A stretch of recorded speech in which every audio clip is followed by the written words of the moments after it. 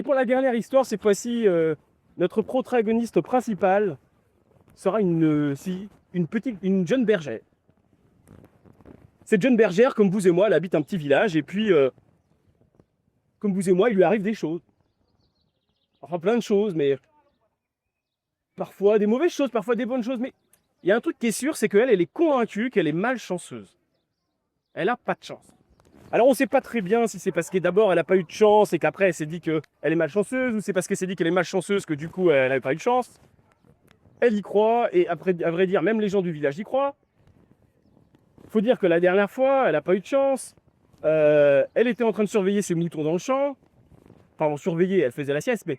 Et puis elle avait oublié de réparer la clôture. Et puis les moutons, il y en a un qui est sorti. Puis vous savez comment c'est, ces bêtes-là, ils sont un peu bêtes. Il y en a un qui a foncé, qui a eu peur, qui a foncé dans un trou, et puis les autres l'ont suivi. Bon, bah, du coup, du jour au lendemain, elle a plus de moutons. Elle n'a pas de chance. Et puis même l'autre fois, alors là, il m'est arrivé autre chose, c'est que elle était en train de faire la cuisine, et puis elle s'est dit, ah bah tiens, et si j'allais ramasser des pommes de terre? J'ai le temps. Elle va ramasser les pommes de terre, mais elle oublie qu'elle a mis sur la cuisine. Du coup, ça prend feu. Du coup, la maison prend feu. Du coup, elle a plus de maison. Elle a pas de chance. Elle a vraiment pas de chance. Bon, du coup, elle se retrouve obligée d'être hébergée par des gens du village. Et alors là, déjà qu'avant qu'elle disait qu'elle était malchanceuse, me dire, alors là, on n'entend que ça. Et je suis malchanceuse, et j'ai pas de chance, et blablabla. D'un moment, les gens, ils en ont un petit peu marre. Alors, il y en a un qui lui dit, mais est-ce que tu as pensé à aller voir le grand sage en haut de la montagne?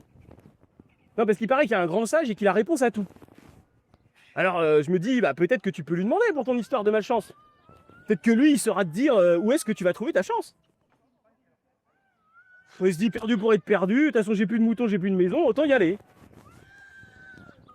Alors la voilà qui parcourt les landes, qui traverse les champs, qui passe par-dessus les barrières, et puis qui, au bout d'un moment, arrive dans la petite forêt qui est en bas de la montagne. Alors elle traverse cette forêt, et puis arrivée en bas de la montagne, et ben là, il y a un loup. Elle se dit, ah voilà, encore un loup, c'est pour moi. Heureusement pour elle, le loup, il est là, et puis il est un peu en train de se tordre par terre, c'est comme s'il avait mal au ventre. Et du coup, elle s'approche, et elle lui dit, mais ça va? Et là, le loup lui répond, il lui dit, mais ça va pas trop, là, ça fait quelques jours que j'ai très mal au ventre, je sais pas ce qui m'arrive. Elle dit, bah écoute, moi tu sais, je vais voir le grand sage en haut de la montagne, et puis si tu veux, je peux lui poser une question pour toi. De toute façon, ça me coûtera pas plus. Ah bah c'est une bonne idée ça. Ah bah fais donc ça. Puis la voilà qui repart et qui reprend son chemin. Alors arrivé à la fin de la journée, parce que le chemin est quand même long, la voilà obligée de faire une pause. Ça tombe bien, il y a une petite clairière, et puis au milieu de cette petite clairière, entourée de grands chênes, il y a un petit chêne. Alors je dis petit parce que simplement il est plus petit que les autres, hein. Mais bah, elle dit que c'est un bon endroit pour faire sa nuit, et donc elle s'allonge. Et à peine elle a les yeux fermés, que la voilà qui entend une voix. Oui, oui, une voix. Mais c'est qui? Bah c'est moi. Et c'est qui, vous? Bah moi, le chêne là, sur lequel tu es allongé. Ah, ça parle les chênes? Oui, ça parle. Et puis c'est peut-être pas comme si j'avais pas mal, hein. Comment ça, pas mal? Bah déjà que j'ai mal aux racines, ça va faire des jours et des jours, c'est de pire en pire. Ah, ah ouais, bah c'est embêtant ça. Et puis bah, il se dit, mais bah, si vous voulez, moi je peux demander pour votre problème de racines là, au grand sage en haut de la montagne, parce que de toute façon j'y vais, alors autant que je lui demande. Ah bah ça serait gentil ça. Et ben voilà que le lendemain, elle repart avec une question en plus. Celle du loup, puis celle du petit chêne. Et puis elle est pas loin d'arriver au sommet, qu'elle est arrivée sur des plateaux un peu hauts là, dans lesquels il pâture des moutons, et puis ça tombe bien qu'il y a des moutons, parce que quand il y a des moutons, souvent bah, il y a des humains qui sont pas loin, et elle tombe justement sur une petite maison en pierre, très jolie, très mignonne, avec un petit bac pour pouvoir remplir sa gourde. Alors elle remplit sa gourde, et puis elle entend pleurer. Elle entend pleurer à l'intérieur de la petite chaumière, et puis la porte est entrouverte, alors elle ose frapper, elle ose entrer, et là, il y a un jeune homme d'à peu près son âge, très beau. Et puis, elle lui demande, bah, qu'est-ce qui se passe? Pourquoi tu pleures? Alors il lui explique qu'il aime son métier, qu'il aime ses moutons, qu'il aime cette petite maison, mais qu'il ne sait pas pourquoi il se sent malheureux. Alors elle est un peu embêtée, elle ne sait pas trop quoi faire, mais elle se dit, bah, si tu veux, je vais demander au grand sage. Ah bah oui, bien sûr, bah oui, pourquoi pas, c'est vrai que je lui avais jamais demandé. Et la voilà qui repart jusqu'en haut de la montagne. Bon, je vous rassure, cette fois c'est bon, elle arrive enfin en haut de la montagne. Et alors au début, elle croit à une blague, hein, parce que on lui a dit qu'il y avait un grand sage, et là, pas de grand sage.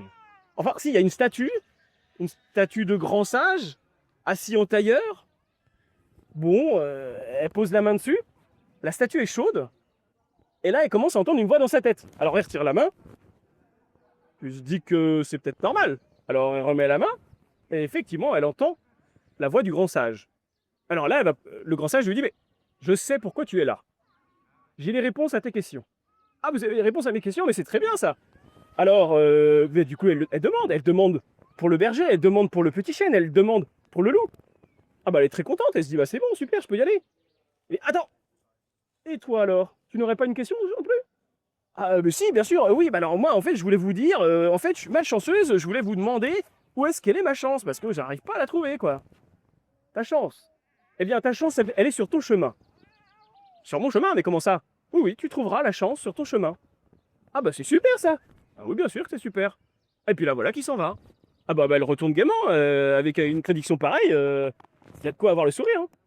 Donc elle redescend la montagne, elle passe par la maison du berger, qui a l'air de meilleure humeur aujourd'hui, qui l'accueille avec un grand sourire. Et puis bah, elle lui dit que le sage, il lui a donné un conseil. En fait, s'il veut être heureux, bah, il faut qu'il prenne une compagne. Ouais, parce que là, dans la montagne, il est un peu seul. Alors c'est normal que quand on est seul, bah, même si on est avec les moutons, ça suffit pas. Donc on pourrait avoir une bergère. Alors il réfléchit, et puis il dit, mais c'est vrai ça. Mais toi, t'es pas bergère. Et puis, tu sais, je te trouve plutôt jolie. Ah oui, oui, non, mais moi je suis bergère, mais c'est vrai. Et puis moi aussi, je te trouve jolie, mais tu sais, moi, la chance, elle est sur mon chemin. Alors j'ai pas le temps pour ces trucs-là, moi. Alors salut. Et puis la voilà qui s'en va. Et puis le gars, il a le temps de rien dire, elle est déjà partie, quoi. Bon, bah elle continue son chemin, et puis elle arrive au petit chêne. Alors elle lui dit au petit chêne, bah écoute, c'est bon, je sais ce qui se passe. Si t'as mal aux racines, en fait, c'est tout simplement parce qu'il y en a qui ont enterré un trésor sous tes racines. Un trésor. Ah, mais c'est vrai, je me souviens d'un truc comme ça. J'ai cru que c'était un rêve, et puis en même temps, c'est vrai qu'il y avait une pelle à côté, là, donc c'est bizarre. Et bah, du coup, elle prend la pelle, et puis elle se met à déterrer ce qu'elle peut, et puis là, elle tombe sur une malle. Et dans la malle, ah, mais c'est pas un trésor vide, hein, je peux vous le dire, hein, il y a de quoi acheter un château. Bah, alors le petit chien, il lui dit, mais il dit, bah, merci beaucoup. Et puis, bah, si tu veux, bah, elle est pour toi, ce trésor. Moi, de toute façon, j'en ferai rien, hein, je suis qu'un chêne. Toi, tu peux construire un château si tu veux. Ouais, du oh, tiens, moi, les châteaux, c'est pas trop mon truc, hein. Alors bon, puis tu sais, en fait, on m'a dit que la chance était sur mon chemin, alors moi, je continue mon chemin, je vais le trouver, la trouver, c'est sûr. Ah bon? Et puis bah la voilà qui s'en va, on n'a même pas le temps de discuter avec elle. Elle veut filer voir le loup pour lui donner sa solution aussi. Elle arrive en bas de la montagne, elle recroise le loup qui est là, qui n'a pas bougé. Puis bah elle lui dit bah voilà, la solution pour toi, bah c'est simple. Il suffit juste que tu manges une idiote et t'auras plus mal au ventre. Ah ouais? Et puis il veut lui poser plus de questions, mais la voilà qui commence à s'en aller.